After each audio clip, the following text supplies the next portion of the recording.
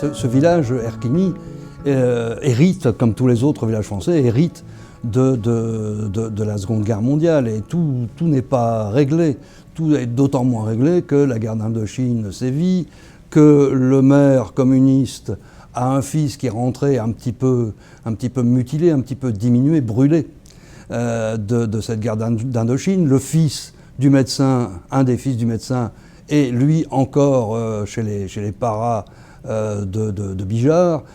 Donc on a ça. Et puis on a des choses qui sont toujours pas réglées de la résistance, en particulier l'héritage quotidien, l'héritage de la presse quotidienne du réseau Voix du Nord, c'est-à-dire le journal, le quotidien qu'on connaît encore, qui paraît encore tous les jours, Voix du Nord, dont on ne sait pas à qui il faudrait verser les bénéfices, aux veuves de résistants ou alors réinvestir, et qui de toute façon a un personnel qui est issu de la presse collaborationniste. Alors ça aussi, ce sont des préoccupations locales, mais qui divisent, qui alimentent les conversations du cheval volant, qui est le bistrot, hôtel, restaurant, épicerie du village.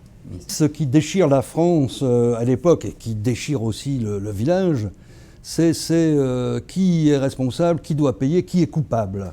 Et les tenants des Alsaciens et des Malgré-nous disent non, c'est responsabilité individuelle, chacun fait ce qu'il peut et pas du tout ce qu'il veut. Donc nos Malgré-nous, il y avait la fameuse Sippenhaftung, c'est-à-dire si tu ne vas pas chez les SS, on va déporter ta famille.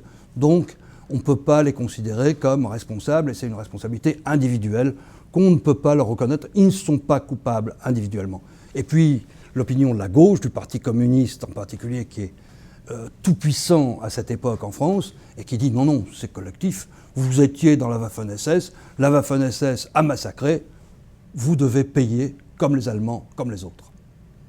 Et ça se répercute même outre-Rhin, puisque outre-Rhin, on persiste à dire aussi « Ah mais non, c'est individuel, il faut juger tout le monde individuellement, pas collectivement ». Bien sûr qu'ils veulent sauver eux aussi leurs 5 ou 6 survivants de la Waffen-SS, dont un qui dit toujours « je comprends pas ». Il s'appelle Bourg, et il s'appelle Livre, et je crois qu'il ne sait pas lire. Et il s'obstine à dire « je comprends pas en allemand », ou « je sais pas », « ich weiß nicht ». Et qu'est-ce qui va arriver, quel va être le verdict de Bordeaux?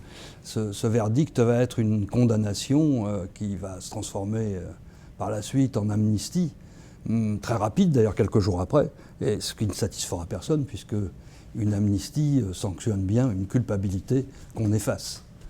Ce qui est sûr, c'est que pour Robert, Hortense est à la limite de devenir un bouc émissaire là-dedans.